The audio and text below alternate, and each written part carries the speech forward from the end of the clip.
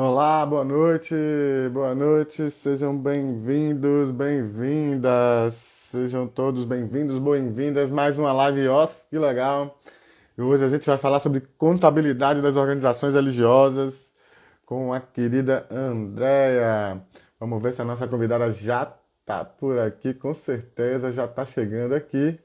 Vamos lá, vamos por aqui. A gente vai falar sobre contabilidade nas organizações religiosas.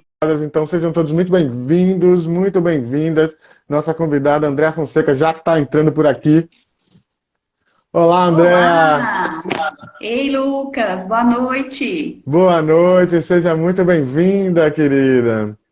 Obrigada, meu colega. Que, Tudo bem? Tudo ótimo, que bom ter você por aqui. A gente que já tinha conversado em outra oportunidade num debate, né, que a gente misturava ali os olhares sobre a atuação das organizações religiosas, né? Tínhamos duas advogadas, tínhamos você de contadora dessa área também, e foi muito bacana. E daí hoje eu resolvi trazê-la também, né? A gente combinou direitinho, já era uma vontade antiga da gente trazer você aqui para a gente poder falar especificamente sobre essa questão da contabilidade, que é realmente um tema que deixa muitas perguntas. A gente sempre recebe provocações aí, perguntas, dúvidas, e é uma oportunidade muito grande. E eu queria dizer que é um prazer enorme tê-la por aqui, né? A gente acompanha aí seu trabalho na Saveri, né? Escritório especializado em terceiro setor há muitos anos. Fala um pouquinho, você vai falar um pouquinho disso para a gente também. Então, uma satisfação muito grande ter você aqui, tá bom? Sinta-se em casa, fique aí à vontade. Você também tem acompanhado aqui as lives, vez por outra tá por aqui com a gente também, já sabe como é aqui o bate-papo, tá bom? Então fique à vontade, sinta-se em casa. E nesse clima, que eu já passo a bola para você, né? Como é a tradição aqui, eu não apresento a pessoa, só digo o nome, qual é o tema, e é a pessoa mesmo que se apresenta. Então fique à vontade, se apresenta aí, André, para o nosso público. A bola tá contigo. Beleza, Lucas. Eu que agradeço o convite. Já tive a oportunidade de estar aqui com você, né, nessa situação que você comentou. Nessa oportunidade, a gente abordou a questão mais das imunidades, né? Não tratamos especificamente sobre a contabilidade. É um tema muito importante, pouco falado, pouco divulgado, que gera muita dúvida, né? Eu sou contadora de formação, sou sócia também da Saveri, Organização Contábil. Nós estamos no mercado do terceiro setor desde 1965. Meu avô, professor Jorge, foi o fundador da nossa empresa. E de lá para cá a gente se especializou nesse segmento, então a gente só atua nesse universo do terceiro setor. Então, quando você me convidou, eu fiquei muito feliz, sou uma fã da Oscar Legal, acompanho a grande maioria das lives que você faz, sempre temas muito bons, né? Então é uma honra para mim estar aqui. Vamos ver se a gente consegue desmistificar essa contabilidade do terceiro setor e principalmente das organizações religiosas. Muito bacana. Então, mais uma vez, sinta-se à vontade aqui nesse nosso bate-horário, nesse nosso espaço, tá bom? Queria cumprimentar aí todo mundo que está chegando, sejam todos bem-vindos, bem-vindas. Não esquece de deixar aquele like aí, você que chega por aqui. Garanto para você que o dedo não cai, tá certo? Vamos continuar todos no mesmo lugar, tá bom? E você aproveita para apoiar um pouquinho o nosso trabalho. Queria cumprimentar aí a Lilian Azevedo, que já chegou por aqui, o Edbinho, César Manhães. Então, todo mundo, sejam todos muito bem-vindos. Muito bem-vindas. Então vamos lá. A primeira questão, eu acho que é importante, a gente tem discutido isso muito por aqui.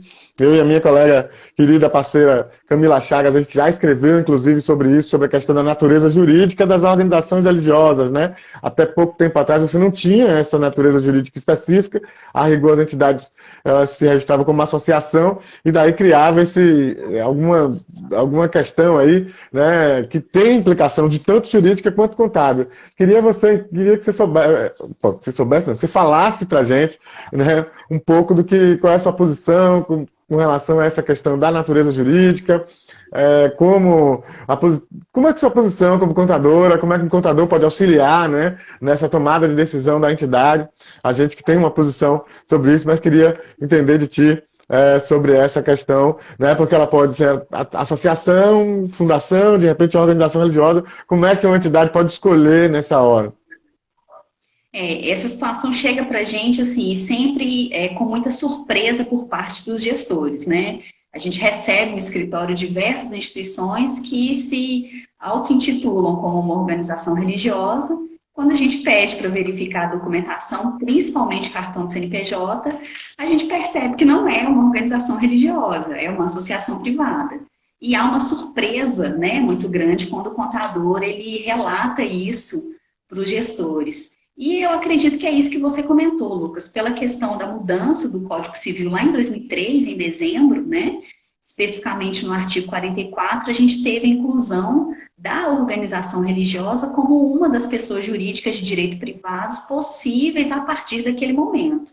Então, sem dúvida, essas instituições que se constituíram anterior a essa data não tinham outra opção, né? Ou elas eram associações privadas ou eram fundações, quando tinha a questão do patrimônio envolvido, mas a partir dessa mudança do Código Civil, era o momento, né, do pessoal se atualizar. E, infelizmente, isso não aconteceu. Terceiro setor, as informações demoram um pouco, né, para o pessoal poder adaptar à realidade. Então, a grande maioria das instituições, o cenário que a gente encontra é esse. A entidade, às vezes até o próprio estatuto, ele está redigido como organização religiosa, tem aquele preâmbulo maravilhoso que conta a vida, né, da chegada daquela congregação, daquela instituição aqui no Brasil, mas quando a gente vai ver o cartão do CNPJ, que é como de fato você se apresenta para a sociedade civil, você não é nada disso, você é uma associação privada, cuja diferença para a gente é completamente diferente, né? E aqui, Lucas, eu acho que a gente tem que levantar a importância. São situações diferentes, atividade e natureza jurídica, né? Oba, Que é vamos um lá. erro muito comum, né? O pessoal acha que tem o KNAI lá, principal de atividade religiosa, e acha que isso a classifica como tal, e não é, gente, é natureza jurídica. Então, acho que é o primeiro para casa aí para quem está nos assistindo. Olha o cartão do CNPJ da sua instituição, lá a linha natureza jurídica. Esse é o pulo do gato. Se você está com uma associação privada, pode contactar seu contador. E aí o contador, Lucas, nessa hora, ele tem que primeiro estudar o estatuto, né? Ver se o estatuto já aborda essa situação de OR, se não, procurar o jurídico, porque aí o texto estatutário ele terá que ser revisto. Mas a grande maioria dos textos, a redação é correta. A vinculação no cartão do CNPJ, que infelizmente ainda está como associação privada. Muito bacana. A gente escreveu sobre isso porque é uma dúvida muito grande, né? As entidades religiosas de matriz afro-brasileira que nos procuram, né? Sempre tem essa dúvida. Mas e aí, qual é o correto? E a gente responde, não, mãe, não tem um correto, tem o mais apropriado para a realidade da sua entidade. Então a gente fazia sempre essa discussão, né, sobre a natureza jurídica da entidade para que ela possa atingir aquilo que melhor ela tem como escopo ou atividade que ela vai fazer. Então, é importante também, né, acho que você trouxe uma questão importante que é a função, a natureza jurídica, que ela pode ser associação, fundação ou organização religiosa mesmo, né? O que está lá no CNPJ, né, registrado, no KNAI também, enfim, e a partir daí as atividades principais e secundárias das organizações religiosas. Fala um pouquinho melhor disso que a gente passou, e isso é muito importante para deixar passar assim lateralmente. O pessoal preocupa muito com a questão do KNAI principal, né? Esquece algumas vezes a questão das atividades secundárias.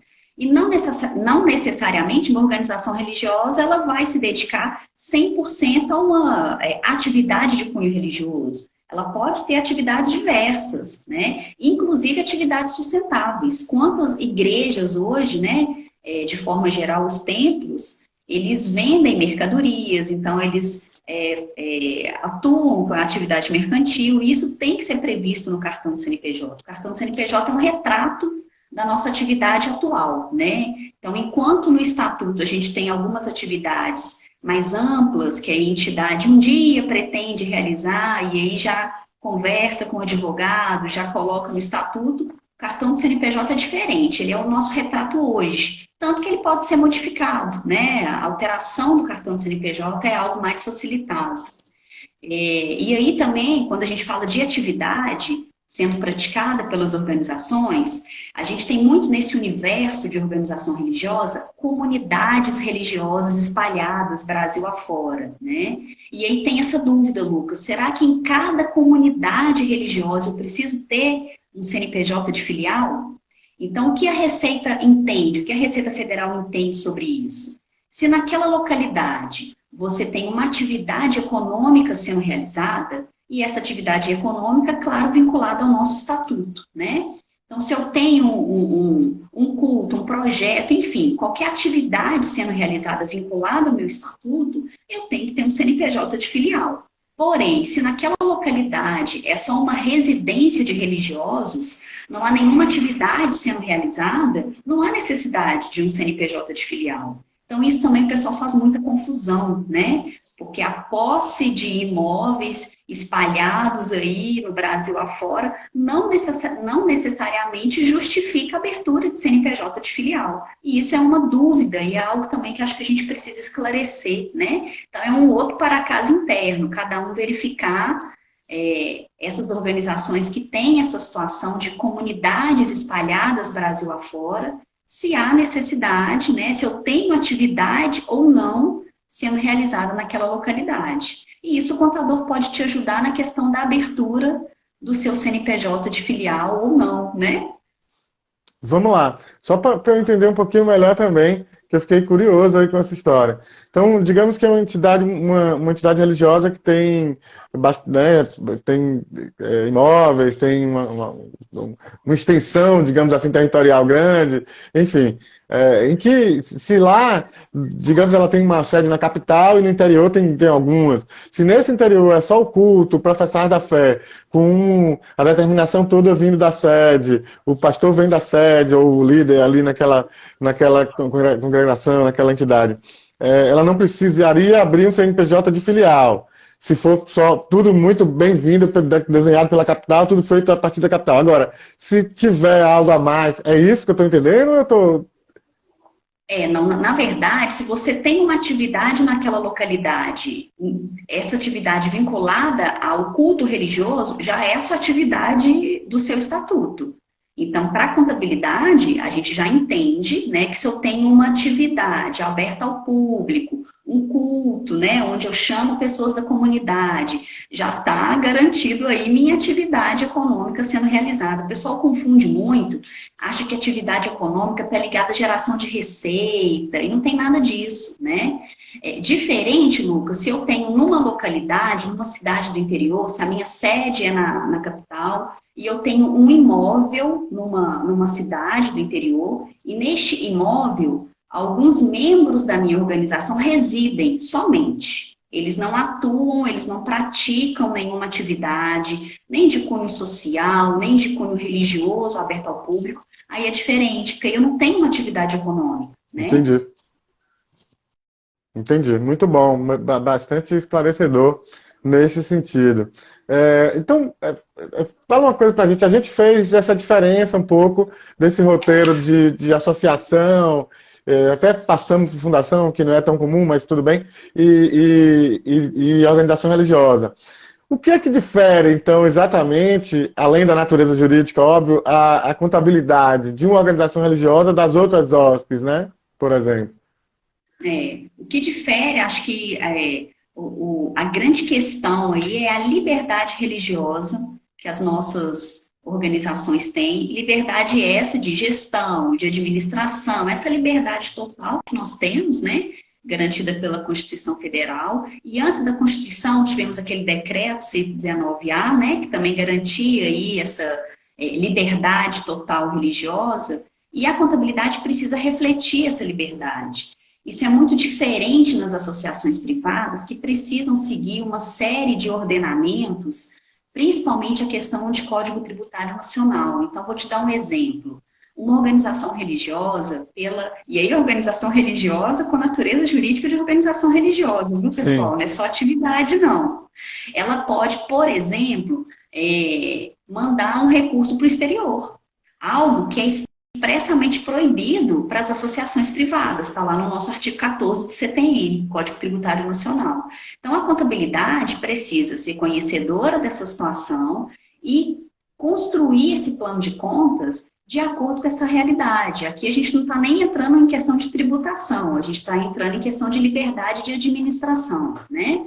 Outra situação que também é expressamente vedado para as associações privadas, a doação para outra pessoa jurídica, né? Uma associação privada, pela vedação de transferência de parcelas do patrimônio, que está lá no nosso artigo 14 do CTN, ela não pode doar um recurso para uma outra pessoa jurídica, né? Pessoa jurídica distinta dela. Já a organização religiosa pode, por conta da sua liberdade. Então, o contador, ele tem que entender o cenário da OR, entender, eu tenho várias organizações, eu tenho várias comunidades religiosas espalhadas Brasil afora, porque se eu tiver, eu preciso também demonstrar, eu preciso, assim, é uma boa prática, né? Que se demonstre via centro de custos na contabilidade, o resultado, né? Receita e despesa de cada uma dessas comunidades. Então, são essas situações que não tem receita de bolo, né, Lucas? Cada organização tem sua particularidade, sua necessidade. Então, é evitar planos de contas engessados. Inclusive, plano de contas foi uma das perguntas que chegou para a gente. Logo que você soltou a live, tem uma perguntinha lá que fala sobre plano de contas, né?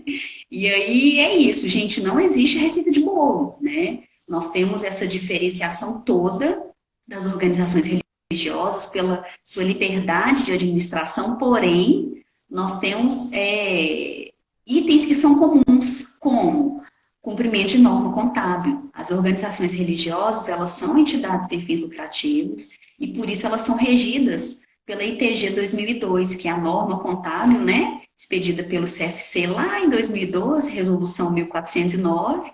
Então, apesar de diferenças, nós temos também pontos em comum. Então, ITG 2002, temos que aplicar nas ORs. Outra pergunta que chegou lá no Instagram da OSC Legal. Regime de caixa ou regime de competência? Regime de competência. Temos que seguir ITG 2002, né? Outra coisa, se a organização religiosa, porventura, firma um termo de parceria pública pela 13019, NBCT 07. Então, tem essas situações todas que são idênticas, né? Essa norma contábil toda das ORs. Mas o que diferencia, aí, respondendo a sua pergunta, é a questão da liberdade religiosa, que se reflete no plano de contas e nessa administração que é completamente diferente de uma associação privada. Muito bacana. Vamos terminar por aqui, então. A mulher já respondeu todas as perguntas, já falou tudo que tinha que dizer. Até logo. Muito bom, André, muito bom. Vamos chegar lá rapidinho. Cada ponto desse aí deixa várias questões. Antes da gente continuar, eu queria aproveitar para você tomar uma água também. Queria aproveitar para cumprimentar todo mundo que está chegando por aqui. Sejam todos muito bem-vindos, muito bem-vindas. Queria cumprimentar aqui a Sandra da Adras, aqui de Abrantes, Camaçari, aqui na Bahia, o Cláudio Eloy, a Bianca Monteiro, parceira, querida, advogada, está por aqui também, um beijo para você, Bianca, a André Alberi e todo mundo que chegou por aqui, sejam todos bem-vindos, bem-vindas, não esquece de dar aquele like aí, deixar aí aquele coraçãozinho, isso é muito importante, vamos fazer esse algoritmo trabalhar para a gente também, em vez de só a gente trabalhar para ele, tá bom? E não cai o dedo. Né? Há diversos relatos aqui nas lives de que tem muita gente que já deu like aí, nunca caiu o dedo de ninguém. Então, por favor, né, façam isso também para apoiar o nosso trabalho que a gente gosta. Então, um beijo para cada um de vocês. Bianca está aqui também já acenando com a gente que já teve hoje na reunião aqui da Comissão de Direito do Terceiro Setor aqui da OAB Bahia. Então, muitas parcerias. A Beth Bonfim também está por aqui, a Janaína, quem mais está aqui? A Senine Gabriele também, Sidney Argolo, o Cássio Ornelas, então bastante gente chegando por aqui, sejam todos bem-vindos, bem-vindas. E aproveitar para adiantar aqui, já convidar vocês para a próxima live, dia 18 de abril, eu vou estar aqui com o Rafael Vargas e a gente vai estar falando sobre a implementação do marco regulatório do Mirosca em Rondônia. Ele que trabalhou lá no governo do estado de Rondônia, consultor, palestrante, escritor, enfim, é fera o rapaz. E a gente vai estar falando aqui, ele acompanhou muito de perto a implementação do Mirosca lá em Rondônia, e ele vai estar falando dessa experiência aqui com a gente no dia 18 de abril. Então, boas expectativas aí para nossa conversa também cair com o Rafael Vargas. E também anunciar, eu ia anunciar depois, mas vou anunciar logo, porque eu não seguro a informação. O texto novo que a gente lançou hoje, está lá no nosso site, no nosso blog, chama As Fundações Privadas e o Velamento do Ministério Público, da doutora Janine Borges Soares, que é presidente da Profis, que é a Associação Nacional de Procuradores e Promotores de Justiça, que são especialistas nessa área de fundações, organizações sociais e de entidades de interesse social, enfim. Então, muito bacana, o texto está muito bom, né? As fundações privadas e o velamento do Ministério Público. Então, um beijo para a doutora Janine Borges, ela que já esteve aqui falando comigo sobre esse tema, né? Foi a última live do ano passado, inclusive, foi com a doutora Janine, e agora ela, na época, estava lançando um artigo científico sobre o tema, enfim, e agora ela fez aí um texto de opinião, mais, né, um recorte desse artigo para a gente aqui numa parceria, que a gente ficou muito feliz com essa parceria aí da doutora Janine. Então, tá lá no nosso site, www.osclegal.org.br, e tá também no nosso blog, lá no Medium e nas redes sociais todas da gente. A gente está divulgando bastante aí durante essa semana. Então, vamos discutir um pouquinho essa relação do Ministério Público com as fundações privadas. E o Ítalo, que está chegando agora, perguntou qual o tema da live de hoje. Então, o tema da live de hoje, meu querido, é contabilidade das organizações religiosas, com Andréa Fonseca, essa figura queridíssima que está aqui, dando várias dicas importantes e muito bacanas para a gente. Eu já retorno aqui o nosso fio da meada, né, para a gente falar um pouco sobre essa questão. Você tocou num tema que é muito importante, né? Tanto é que a abordagem da contabilidade nas organizações religiosas, você traz a questão da liberdade religiosa, ou seja, o direito de expressar sua liberdade religiosa, de ter sua religião, né? O Estado é laico, ou seja, ele não tem uma religião oficial, mas, né, ele abriga a convivência harmoniosa de todos os credos, de todas as religiões. E daí você coloca de como esse direito à liberdade religiosa, como esse princípio, ele também reverbera nas questões contábeis. Essa contabilidade se aproxima um pouco das demais OSCs, no sentido de que tem a ITG específica, enfim, que é a regra, né, para a contabilidade, mas ela também tem aí alguns itens, né, como a construção do plano de contas específico, enfim, fala um pouquinho mais sobre isso, que eu acho que é importante fixar esse ponto, que é fundamental para essa discussão. Eu acredito, Lucas, que essa liberdade religiosa quando o contador compreende, né, esse universo da organização, quando o cartão do CNPJ ele está adequado, então, assim, é uma construção, né? A gente entender qual entidade que a gente está trabalhando, entender se de fato ela está adequada, né? O que acontece demais, conforme a gente conversou no início, a pessoa acha que é uma organização religiosa, mas na verdade ela é uma associação privada, então já começou errado, né? E com esse erro, né, assim, com essa falta de percepção dessa realidade, perde-se muito, né? Um exemplo mesmo são as cônguras, porque dentro de uma organização religiosa, eu tenho essa possibilidade do Instituto da Côngora. O que seria essa côngora? A côngora, ela tem nomes, né? Subsídio pastoral, prebendas, enfim, mas todas significam a mesma coisa, que é quando aquela organização religiosa, ela repassa para o seu membro um dinheiro, e esse dinheiro ele é utilizado para custear essas despesas daquele membro naquele mês, né?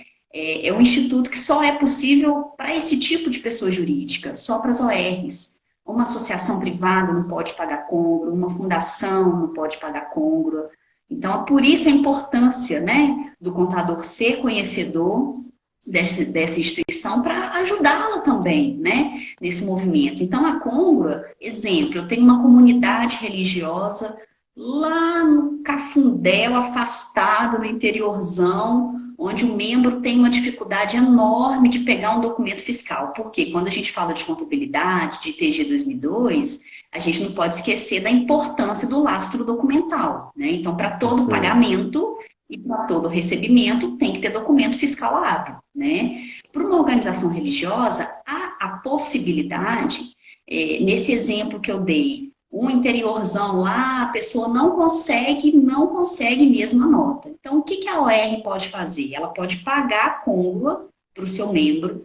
Essa côngrua, Lucas, não tem nada a ver com quantidade de trabalho, ela não se vincula a trabalho, tem nada a ver com isso. Ela é um reembolso, ela é um valor que se paga para sustento daquele membro, né? Então, há essa possibilidade, você paga a côngrua para o religioso, e o religioso, por sua vez, com esse valor, ele compra o que ele tiver que comprar, né? E na contabilidade, qual o lastro documental que a gente tem? O recibo de côngrua. Então, tá vendo a importância da gente entender se aquela entidade de fato é uma OR, né? E estar regulamentada, né? Porque não adianta nada a minha OR, pelo estatuto, ser uma organização religiosa, pelo cartão de CNPJ não ser, ela está completamente inadequada no cartão de CNPJ.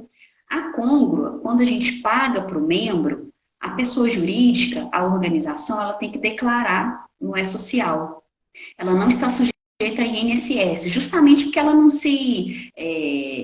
tem nada a ver com trabalho, né? Mas está sujeita ao imposto de renda. Então, quando a gente declara a côngrua no E-Social, olha o cruzamento de dados da Receita Federal. Então, a Receita Federal pode contestar. Olha o meu uai mineiro. Por que essa entidade, que é uma associação privada, está pagando côngrua e declarando no E-Social? Olha o problema aí, né? Então, assim, tudo tem que começar lá do nosso cartão de CNPJ, né? Então, a côngrua é um instrumento que várias organizações se utilizam. Na contabilidade, ela é super pacificada. Ela ajuda muito nesse problema de falta de documentação fiscal, que a gente sabe que, infelizmente, ainda acontece, né? Algo que seria uma obrigação daquele fornecedor, a gente sabe que tem localidades que isso não é possível. Para a associação privada, não tem o que fazer. É correr atrás do documento, só comprar no lugar onde dá documento, né? Na OR, não. A gente tem essa possibilidade da côngrua. Cuidados com a côngrua. Primeiro, quem paga tem que declarar no E-Social, né? Conforme eu já comentei aqui. Se o valor ultrapassa, hoje, pela tabela progressiva do imposto de renda, R$ 1.903, temos que reter o imposto de renda, né? E o religioso, por sua vez, tem que verificar, porque ele tem que declarar também, por sua vez, na declaração de imposto de renda da pessoa física, né? Então, é um instituto possível, é uma alternativa muito bacana, que muitas organizações se utilizam, mas a gente tem que ter todo esse cuidado, né?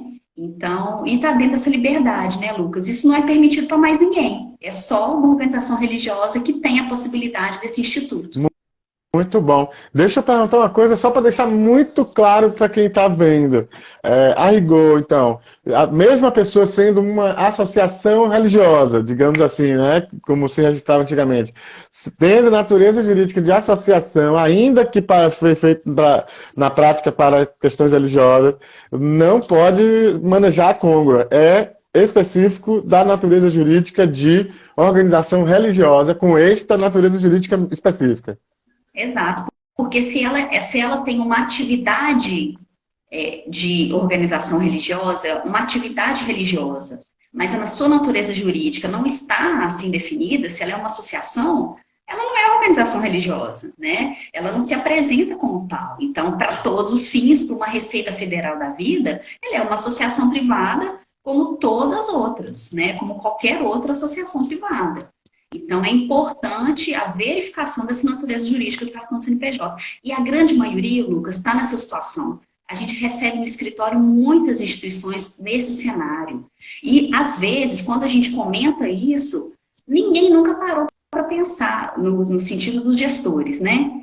Eles nunca pararam para verificar aquele cartão do CNPJ. Então, assim, é algo muito simples e que muda tudo. Muda completamente.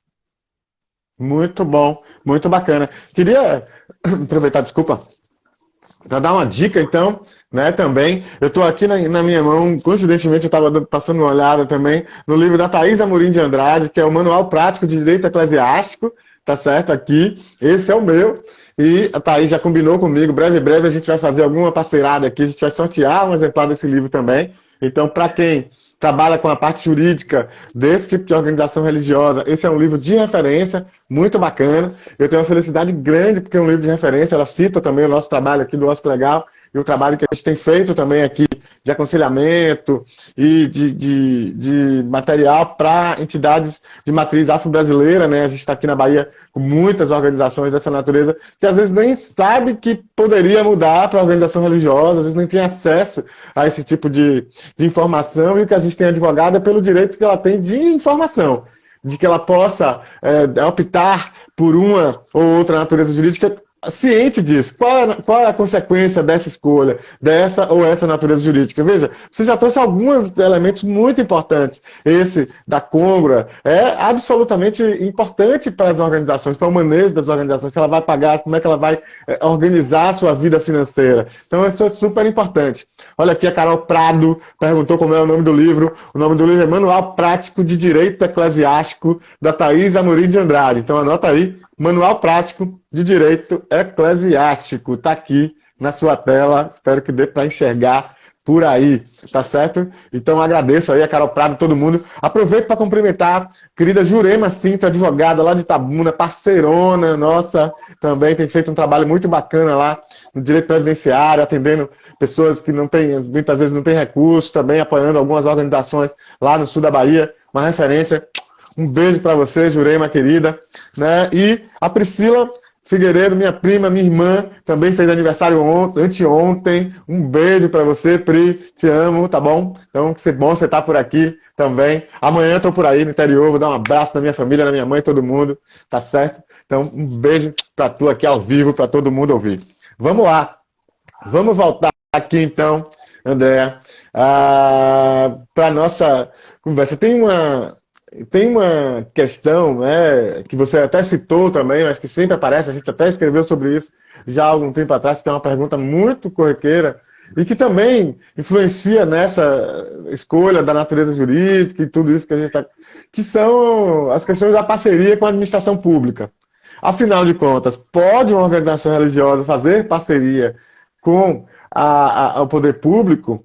E daí um amigo sempre pergunta, e o Estado laico? Né, nessa história, já que ele é laico, ele não tem uma entidade religiosa como, né, uma religião oficial para chamar de sua, mas ele tem que conviver com todos. Se você faz a parceria com uma, isso não é deixar, né, as outras e tal. Então tem toda essa discussão. Fala um pouquinho para a gente, então, o que é que você entende nessa discussão.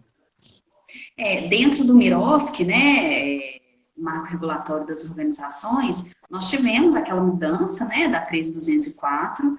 E nessa mudança a gente conseguiu, né, que o texto da lei prevesse essa situação. Então, as organizações religiosas, desde que elas comprovem que não atuam de forma exclusiva na atividade religiosa, né, elas podem sim firmar parceria com todas as outras organizações da sociedade civil, né?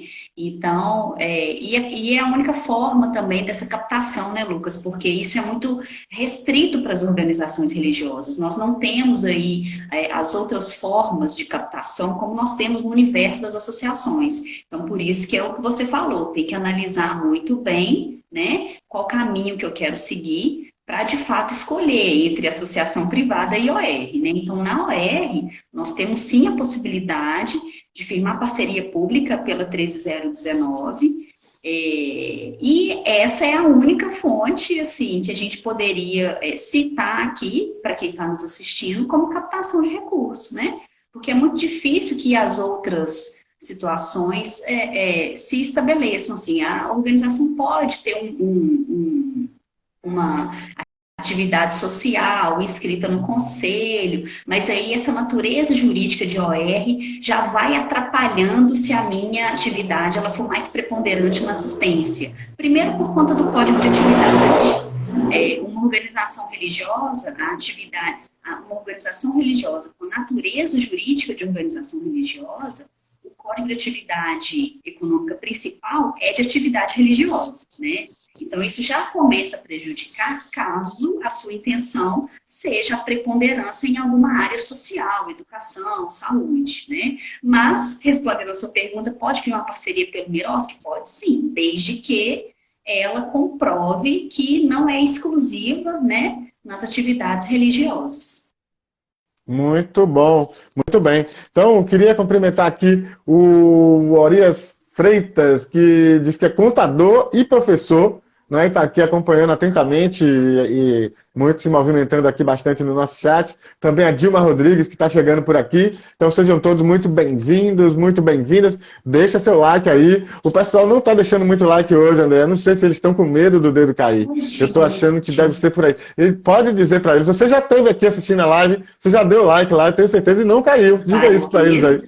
Não caiu não aí, ó. Os Tá 10 todos aí. ó. Tá vendo aí, gente? Então não tenham restrições. Pode dar o like, não tem problema nenhum, o dedo não cai, tá certo? Então, vem com a gente, apoia aí o nosso trabalho, tá certo? Brincadeiras à parte, vamos lá, vamos apoiar aí o nosso trabalho, vamos fazer esse algoritmo trabalhar pra gente também um pouquinho, não só a gente trabalhar para ele. E queria aproveitar, né, essa paradinha aí, né, e a piada e o bom humor, para a gente também convidar todo mundo no dia 18 de abril, a live Que Legal, 18 horas, aqui nesse mesmo bate-horário, nesse mesmo bate-canal. Eu vou estar aqui com o Rafael Vargas, falando sobre a implementação do Marco Regulatório das Organizações da Sociedade Civil, o MIROSC, né, a implementação do MIROSC em Rondônia, no estado de Rondônia. Estaremos aqui numa boa conversa, com certeza, de altíssimo nível. Rafael, que é professor, palestrante, consultor, enfim, o homem é fera.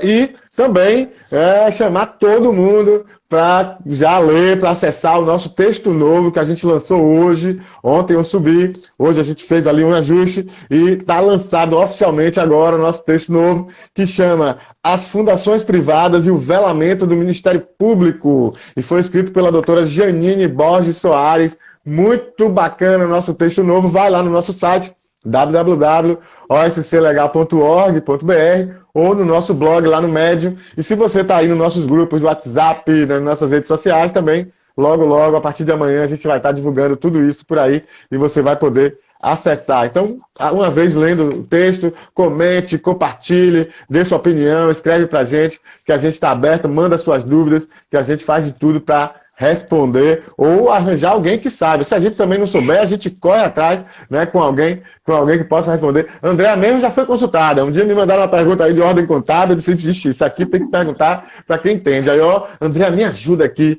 com uma pergunta que chegou. Então a gente vai fazendo isso. A ideia é sempre estar aproximando e entregando essa informação para as organizações que precisa. Olha só, a Regina aqui dizendo que a mãe da Andréa, meu orgulho profissional, muito competente, que bacana! Dona Regina, um abraço enorme para a senhora, tá bom? Satisfação contar com a senhora também.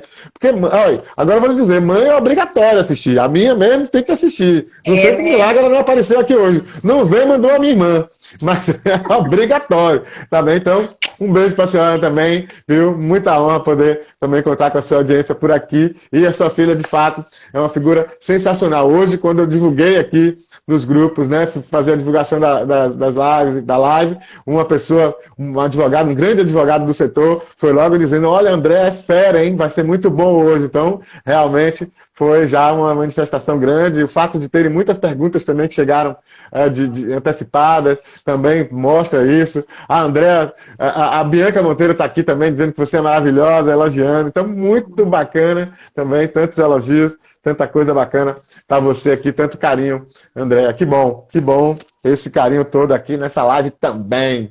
Então, vamos lá. Vamos voltar aqui um pouquinho. Então tem pergunta aqui pra caramba, mas eu vou fazer a última do meu roteirinho aqui pra gente ir abrir espaço para as perguntas do público. Uma delas aqui, a última é: quais as imunidades tributárias são garantidas para as organizações religiosas, né? Bom, enfim, essa é a pergunta. Ótimo. Quando a gente fala de imunidade tributária, existem impostos aí diferentes, né? Impostos, contribuições sociais, enfim. Então, imposto, né? Nós temos aí a garantia da Constituição Federal, artigo 150, inciso 6º, a linha B. Então, a imunidade dos impostos, ela é pacificada, né? Cláusula pétrea, Constituição Federal. Então, quais impostos sobre o quê, né, pessoal? Sobre o nosso patrimônio, sobre os nossos serviços e sobre as nossas rendas. Então, com relação a isso, tudo certo, né? As organizações religiosas têm as imunidades garantidas, né? Agora, o problema está, Lucas, quando a gente pensa em contribuição social, né? E aí a grande economia no bolso das instituições são as contribuições sociais mesmo, né? Não podemos esquecer a Lei Complementar 187, que saiu lá no fechar, né, no apagar das luzes de 2021, e com a Lei Complementar 187, não há contestação com relação à imunidade das contribuições sociais sem que a entidade tenha os SEBAS, né? Então, com relação a isso, as organizações religiosas que não são detentoras do SEBAS, e aí também sobre essa situação há uma discussão longa, né? Uma organização religiosa pode ter o SEBAS, é possível dela conseguir esse certificado, né? Então, via de regra, a organização religiosa, ela paga as contribuições sociais. Quais, pessoal? PIS sobre folha, né? INSS, cota patronal, paga também, e a COFINS, né? A COFINS é um caso especial porque para a organização religiosa, a gente consegue classificar o regime da COFINS como regime cumulativo. E isso é muito bom porque a gente reduz drasticamente esse valor aí que seria devido e a base também, né, dessa aplicação da COFINS. Então, no regime cumulativo, ficaria sujeito a COFINS somente sobre as atividades não próprias, na alíquota de 3%, e aquela COFINS, né, que normalmente as entidades que não têm a imunidade do SEBAS pagam sobre os rendimentos de aplicação financeira, para as organizações religiosas, porque estão no regime cumulativo, não se aplica, não é base, tá? Então, a COFINS, a gente precisa ter um cuidado especial para poder classificar o regime delas, sendo que para as ORs a gente tem um regime cumulativo, tá? Então, via de regra, né, as imunidades seriam essas, dos impostos perfeito, das contribuições sociais, infelizmente, não é a grande realidade, né, das organizações. E aí, Lucas, essa discussão se uma OR pode ter o SEBAS ou não, isso aí eu acho que é um assunto para uma outra live, porque há muitas análises que a gente precisa fazer, preponderância de atividades, porque o SEBAS hoje, ele olha muito isso, né, a questão da preponderância, e a preponderância é medida pela aplicação de recurso despesa. Então, de fato, se eu sou uma OR, será que eu vou conseguir uma preponderância em outra atividade certificável? Então, são análises que tem que fazer, por isso que eu falo que, via de regra, todas as ORs pagam as contribuições sociais. Muito bom, muito bacana. Queria cumprimentar aqui, que agora chegou uma turma de contadores e contadoras sensacionais aqui também, colegas seus, que eu não posso deixar de cumprimentar. A Ivaneide Ferreira, que vai estar aqui comigo em maio, a gente está aí negociando ainda os últimos detalhes, mas já dando spoiler aqui. Um abraço, querido Ivaneide, que vai estar aqui com a gente, lá do Rio Grande do Norte também. O Ricardo Monello, né, tradicional dos Monello, aí do pessoal da Aldia, dos Monello, contadores, advogados, grande potência dessa área também, muita honra você estar por aqui. A Fátima Rocha, querida colega, parceira aqui de Irecê, aqui na Bahia, também contadora. E aí também temos a Tânia Vezentini, que é advogada, procuradora, né, no município de Osasco, já esteve aqui com a gente também, autora desse livro aqui, está aqui na mão. Hoje eu estou com os livros todos aqui à disposição. Sorteamos aqui dois exemplares desse livro, muito bacana. Ela está aqui também com a gente assistindo, além de já ter estado aqui conversando comigo. E, por fim, uma grata surpresa, eu também falei que a minha mãe era obrigação assistir, que minha prima estava aqui, e o meu primo está aqui, Humberto Seara, né, ele que abriu também recentemente, abriu uma entidade também, está por aqui também discutindo, aprendendo, mandou um abraço aqui também. Humberto, um abraço, querido, para você, toda a família aí, nossa família Seara. Então, um grande abraço para você, um orgulho e um prazer também tê-lo aqui, acompanhando também aqui o Oscar Legal. Né? Vamos lá. Tem pergunta agora à vontade do público. Tá? Então vamos passar, eu até já não vou fazer mais nenhuma minha, não sei, não posso prometer mais, que eu tenho aqui perguntas do público, tenho algumas, vamos lá. Gente, mas antes disso aqui, enquanto o André respira, não esqueça de dar o like aí, de apoiar o trabalho, não cai o dedo, já foi dito aqui, todo mundo já comprovou isso. Temos aqui a própria, né, testemunho aqui da André, o dedo dela não caiu, ela mostrou, inclusive, então isso é importante de registrar, porque tem que estar com medo aí de né, deixar o like, porque caiu o dedo, não precisa ter esse medo, tá certo? Então a Ivaneide está dando aqui parabéns pela abordagem, a Fátima Rocha também cumprimentando. Queridas, grande abraço para vocês. Vamos voltar aqui.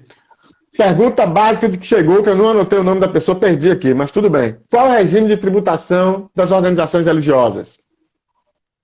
Bom, regime de tributação, normalmente a gente coloca imunizento, né? Agora tem que analisar qual que especificamente de qual imposto ou contribuição social que a pessoa está se referindo, né? Somos imune com relação aos impostos e somos isentos, né? Assim, na verdade, a gente paga a contribuição social porque tem uma diferença de imunidade e isenção, né? Então, tem em alguns lugares, quando a gente é imune, tanto dos impostos quanto das contribuições sociais, a gente coloca imunidade. Para as organizações religiosas, imune isento, lembrando que nós recolhemos as contribuições sociais via de regra. É claro que tem exceções aí, né? Agora, posso falar uma outra pergunta que apareceu aí? Jogue duro. Quando você estava cumprimentando as pessoas, eu vi a pessoa perguntando quais as obrigações acessórias que são devidas. Não sei se você anotou essa. Anotei, mas se você quiser já adiantar, jogue duro. Tá, porque aí também, né, a gente precisa ter muita atenção. Quais obrigações são devidas? Primeiro, entender o que a minha entidade faz. A minha entidade vende alguma mercadoria? Se vender, eu tenho as obrigações estaduais, né? Então, via de regra, eu tenho as obrigações municipais. Toda cidade tem alguma declaração que eu tenho que fazer de serviços tomados e prestados, né? Então, a primeira coisa é isso. Entender na sua legislação municipal qual que é esse livro fiscal, essa entrega que tem que ser feita dos seus serviços tomados e prestados. Se eu não presto, com certeza eu tomo o serviço de alguém, eu contrato o serviço de alguém. Então, é a primeira obrigação, né? Depois, as federais, DCTF, né?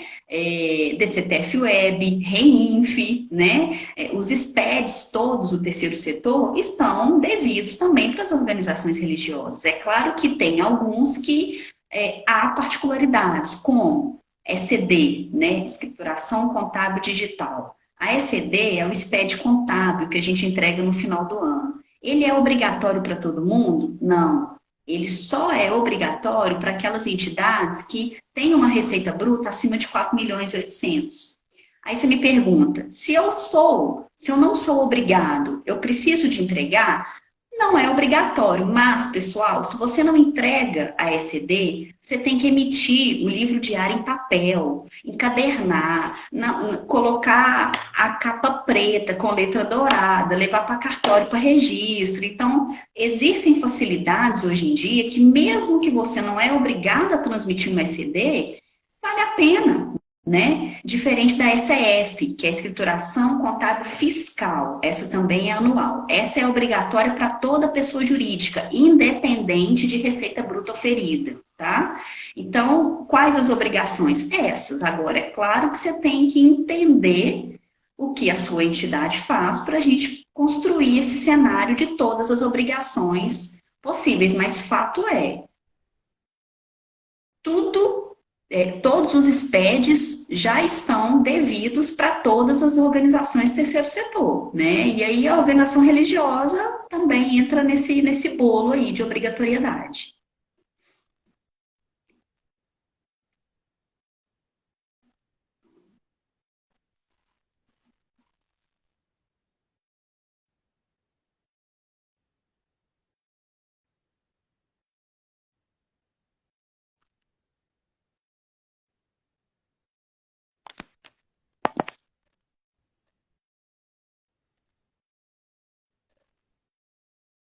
Lucas, você está sem som.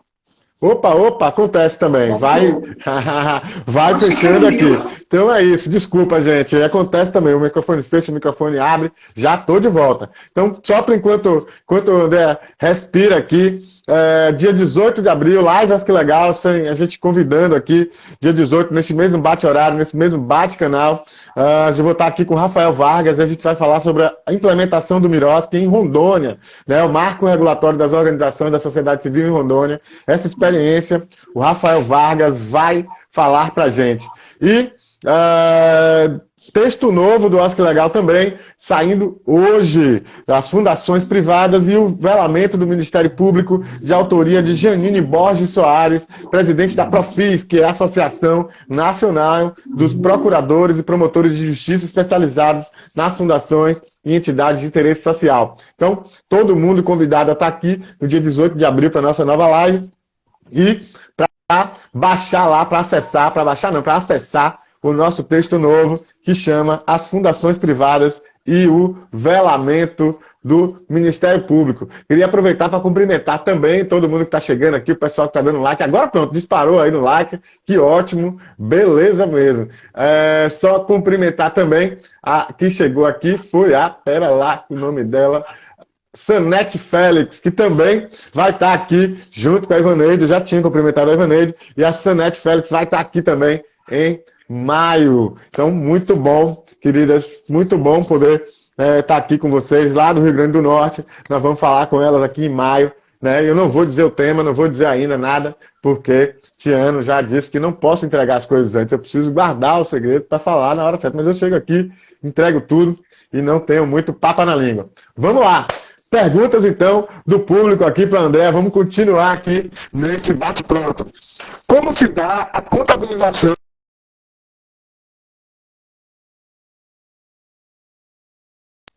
Opa! Voltou.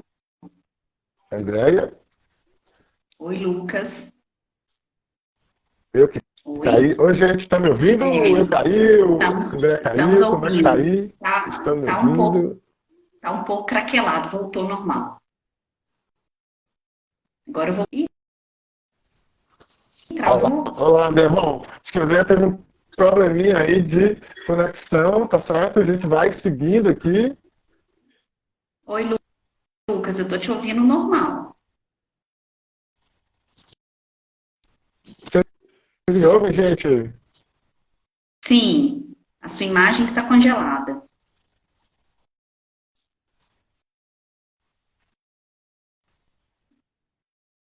Oi, André, não te ouço. Oi, Lucas, Será você me que sou eu? escuta? Minha conexão tá ruim. Eu acho que é você. A sua imagem tá um pouco craquelada pra gente, mas agora parece que voltou.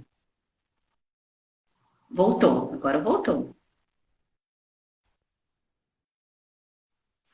É a emoção do ao vivo, né, gente? Esse é assim mesmo.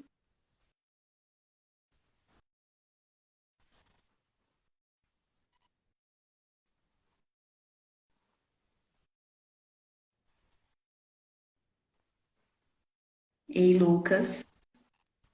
Olá, gente, estamos tendo um probleminha aqui de conexão.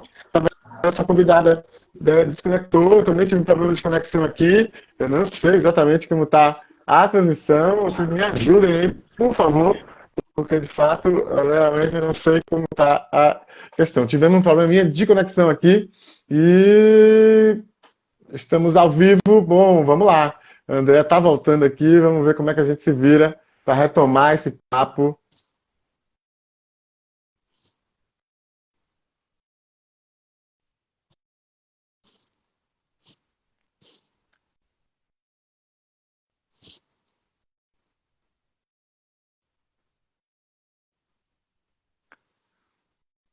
Oi, gente. Não sei o que está acontecendo, problemas técnicos aqui com a nossa conexão. Infelizmente, vou ter que encerrar a live, porque de fato vamos ver o que acontece se a André consegue voltar.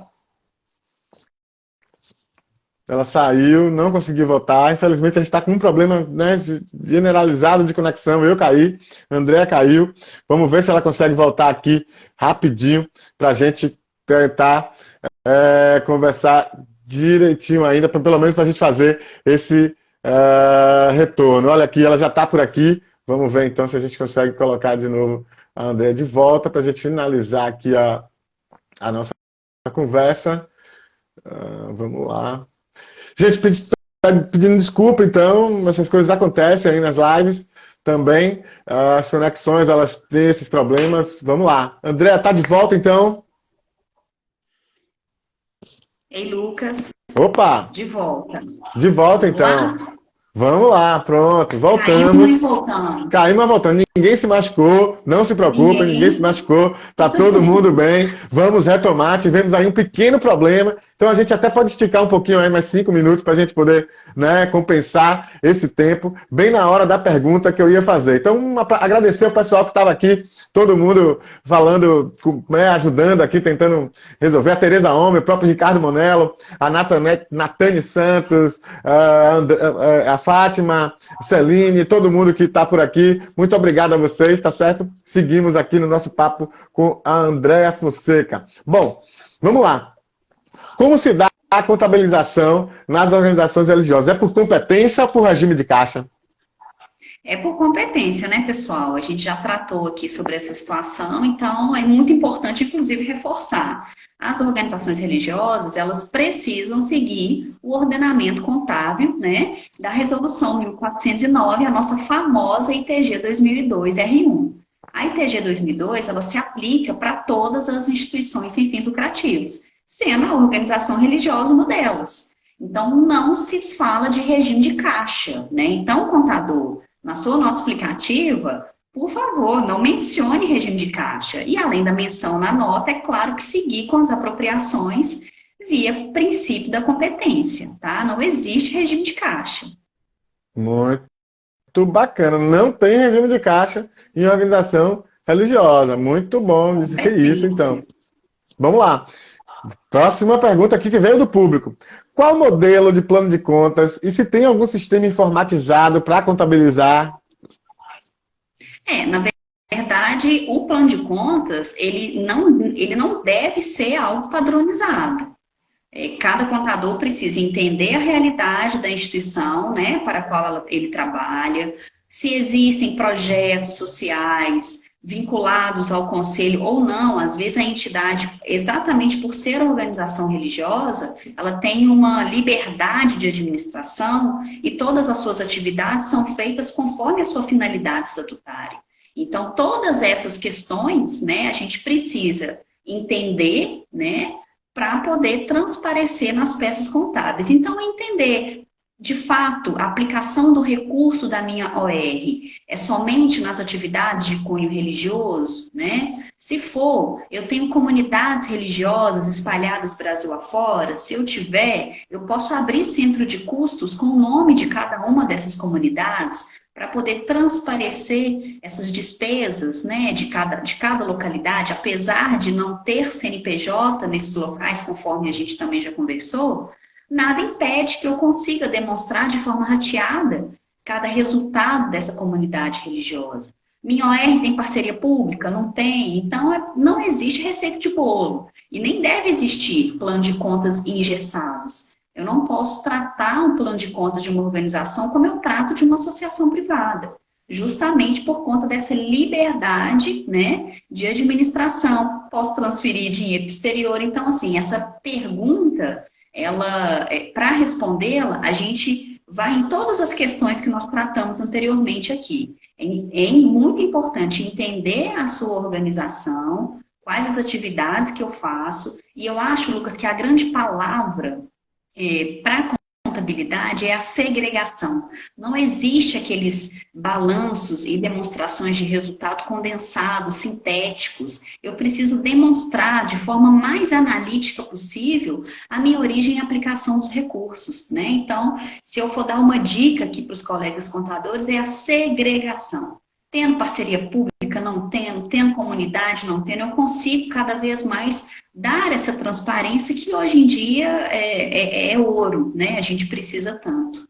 Muito bom, ótima dica, aliás. Vamos lá, tem uma outra pergunta aqui.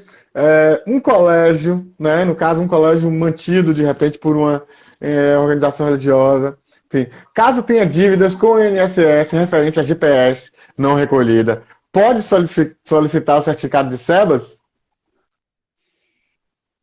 O SEBAS, houve uma mudança aí há um tempo atrás, pouco tempo atrás, e nós precisamos, de novo, nos processos de renovação, de entregar certidões negativas, tanto a CND federal quanto a de fundo de garantia. Então, eu acredito que como o SEBAS é uma construção, né, a gente trabalha aí 12 meses dentro da Lei Complementar 87, para poder preparar a contabilidade, preparar toda a nossa casa, né, dentro da normativa da Lei Complementar, é um período razoável para a gente conseguir ou fazer um parcelamento, né, ou quitar, porque se a gente tem uma certidão positiva com efeito negativo, beleza, né? Agora, não é possível, Lucas, que uma entidade que se der o trabalho de construir internamente todo o movimento para obter o SEBAS, me envie uma certidão positiva, né? Então, é um esforço, assim, desnecessário. E eu acredito que nesses 12 meses é tempo mais suficiente para a gente conseguir alguma coisa, né? Que se eu não conseguir a quitação integral, que eu faça um parcelamento para eu ter uma certidão positiva. Muito bacana. Se você está com essa dívida no INSS e não foi alertado pela sua assessoria contábil ou pela sua assessoria jurídica de que isso aí é impedimento para você, né, alcançar essa titulação, realmente, talvez você precise mudar aí a orientação que está tendo, né, André? Então, realmente é uma boa dica. Mas vamos lá. Queria aproveitar para cumprimentar aí o querido Michel Torres, advogado aqui da Comissão de Direito Terceiro Setor aqui da Bahia, dizer que para todo mundo que a gente está fazendo aqui em Salvador, no dia 14 de abril, das 14 às 17 horas, a gente vai discutir o título de utilidade pública municipal aqui da capital baiana, né, de Salvador, e, né, atualizar essa discussão. Né, ele ainda é válido, não é válido, qual é a vantagem, qual é a desvantagem, diante do marco regulatório e de toda essa cena contemporânea do marco normativo, político, para a atuação das organizações, como é que se enquadra ainda, como é que se encaixa o título de utilidade pública municipal, né? Até porque o título federal já foi extinto, né? Então a gente escreveu sobre isso no nosso, né, também aí no nosso blog, e em parceria com a Câmara de Vereadores de Salvador, né, com o Michel Torres, com a Comissão de Direito do Terceiro Setor aqui da OAB Bahia, a gente vai estar fazendo essa discussão no dia 14, à tarde, sobre o título de utilidade pública municipal, né, na contemporaneidade. Isso vai ser lá no Centro de Cultura, lá da Câmara de Vereadores, aqui de Salvador. Todo mundo, né, convidado, todos e todas, todos, enfim, convidado para ir lá debater com a gente. E é uma audiência pública. A ideia é que a gente colha subsídios das organizações, né, especialmente, também dos profissionais que atuam com as organizações, e compõe um relatório para a gente entregar ao Legislativo Municipal para que ele possa rediscutir, né, e atualizar, extinguir, ou tomar essa decisão de extinguir ou atualizar o título de utilidade pública municipal. Então eu queria convidar todo mundo e cumprimentar muito carinhosamente o meu querido Michel Torres, advogado, parceirão, que encampou com a gente aí essa organização desse evento, junto da Karine Batista, que é a presidente da Comissão de Direito do Terceiro Setor aqui da OAB Bahia. Então, abraços aos dois, a esses parceiros, e dia 14 estamos lá, vai ser um sucesso. Bom, estamos caminhando aqui para o final, André, né? Mais do que nunca, eu sempre digo isso aqui, né? Essa live, as lives, quando são boas, quando é boa, né? A gente pisca o olho e, né, ela vai embora. Então, no nosso caso, ainda teve aí um probleminha ali de conexão pelo meio, né? A gente deu aí um descontinho, né, e tudo, mas já estamos aí para o final, né? Fica esse gostinho aí de quero mais também. Eu queria, então, que você desse uma dica. A gente sempre também provoca um pouco, porque a gente tem muito público de dirigentes, técnicos, enfim, de pequenas organizações desse país inteiro. Certamente, pequenas organizações religiosas que estão aí por esse país imenso, né, esse país continental. Então, dá uma dica para a gente, né, para pequena organização, essa que é pequena mesmo, ou que começou agora, enfim, organização religiosa, ou que está funcionando como uma associação e quer, de repente, pensar nessa alteração. Qual é a dica que você dá para essas pessoas? Hoje em dia, né, Lucas, acho que mais do que nunca, a figura dos assessores contábil e jurídico, sendo eles internos ou externos, é muito importante, justamente para que os gestores possam ter a segurança dessa assessoria técnica especializada, para que se dedique, para que foque de fato na finalidade estatutária, né, para a qual a entidade foi criada. Então, talvez uma primeira dica seria essa: tenha ao seu lado, gestor, um bom contador, um bom advogado, para que você nasça fortificado, né? Nascer com estatutos prontos, copia e cola de Google, né? Ou com colegas que não conhecem as particularidades do terceiro setor, a gente já começa já, né, com o pé esquerdo aí. Então, uma dica seria essa. E eu acredito que um para-casa muito importante para aquelas organizações que já estão constituídas como nós iniciamos a nossa live. Vamos pegar o nosso cartão de CNPJ, vamos verificar a natureza jurídica, vamos ver se de fato a natureza jurídica do cartão está em consonância com o meu estatuto social, porque muitas vezes só nesse cara crachá aqui, a gente já consegue entender que a gente está no caminho errado, né? E aí entrar em contato com o seu contador, com o seu jurídico, para poder remodular aí, né? Seguir aí um caminho que traga para a gestão mais segurança, mais liberdade, principalmente, né? O grande significado da gente ser uma organização religiosa, claro que é também a questão de ser a natureza jurídica que melhor nos representa, né? Nós nascemos sob a égide de uma religião, então por isso só já tenho que ser uma organização religiosa. Mas para que dê essa liberdade para a gestão, se a gente tem essa possibilidade, por que eu vou ficar amarrado nessas burocracias, né, de uma associação? Então, acho que a primeira dica é essa, é um para casa, é uma internalização mesmo de todos esses conceitos que nós abordamos hoje, e se de fato a entidade aí vê que está no caminho errado, pedir ajuda, contador e advogado nessa hora, né, de mãos dadas aí, vamos reverter essa situação. Muito bom. Gente, é uma felicidade enorme estar aqui com o André. André, que é uma parceirona nossa, já de algum tempo, já participou com a gente há um tempo atrás de um debate, hoje está aqui de novo. Recorra a ela quando tem alguma dúvida aí, alguma questão também. Parceirona, parceirona. Além disso, uma simpatia, veio aqui, show de bola, deu toda essa explicação, um tema complexo, né? E ela deixou aqui mais leve para a gente poder entender. A Celine Gabriele está perguntando se a live vai ficar gravada. Sim, Celine, fica gravada aqui no Instagram e também a gente sobe lá no nosso canal no YouTube. Aproveito e convido todo mundo que não conhece ainda o nosso canal no YouTube, vai lá, todas as lives estão por lá, o Cordel do Miroski, os debates. Então, algumas atividades que a gente vem feito, está lá no nosso canal no YouTube. Aproveita, se inscreve lá e curte lá o nosso material também, dá esse apoio para o nosso trabalho. Também queria cumprimentar aqui, por fim, todo mundo que está chegando aí, já está chegando aqui no finalzinho, rebobina a fita, né? Para assistir novamente, quem quiser, né? Uma expressão, nem todo mundo vai saber o que é, né, André? Rebobina a fita. Mas rebobina a fita, veja novamente aí, fica à vontade lá no nosso canal no YouTube, aqui também. E eu queria cumprimentar duas pessoas aqui, a Daiane França do portal Fomenta, que está por aqui também, eles produzem muito conteúdo para as organizações, né, o Portal do Impacto e a Fomenta. Então, recomendo fortemente. Daiane, um abraço para você, querida, que está por aqui também. E a Seara Advocacia, né? Está aí, a família também, enveredando aí na advocacia, além de primo, colega de profissão. Então, bem-vindos, bem-vindas todos por aqui. Então, um abraço a todo mundo. Andréa, mais uma vez, parabéns, obrigado você por estar por aqui, não só conversando comigo, mas também com todo mundo que está por aqui, esclarecendo dúvidas, respondendo um monte de dúvida que chegou, respondendo por aqui, respondendo as questões que apareceram. Então, eu fico muito, muito, muito feliz, né, de você ter vindo aqui, ficou à vontade aqui na nossa live. Agradeço por demais e certamente novas conversas virão. Muito obrigado a você, muito obrigado a todo mundo que acompanhou. Dia 18, estamos aqui novamente com o Rafael Vargas, falando da implementação do Miroski em Rondônia e um texto novo, todo mundo lá no nosso texto novo, chegando hoje as fundações privadas e o velamento do Ministério Público por Janine Borges Soares. Então é isso, até o dia 18 de abril, tamo junto, até mais, brigadão e até lá. Tchau, pessoal. Tchau, Lucas. Um abraço.